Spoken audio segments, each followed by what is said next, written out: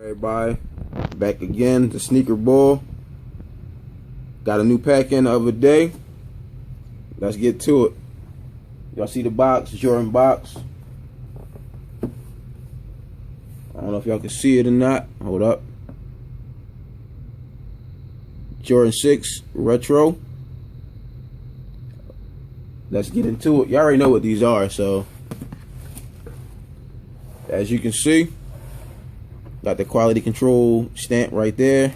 Sticker, I'm sorry. You got the stamp right there. Black paper. Bam. Infrared 6s. Take these joints out.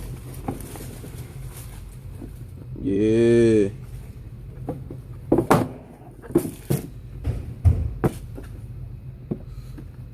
Look at the shoes. With the 3M on them. Yeah, these joints crazy.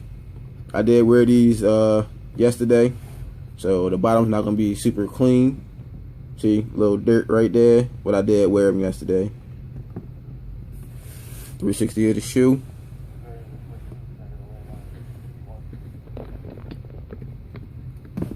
Little 360. These joints came right, authentic. Got the inserts in there.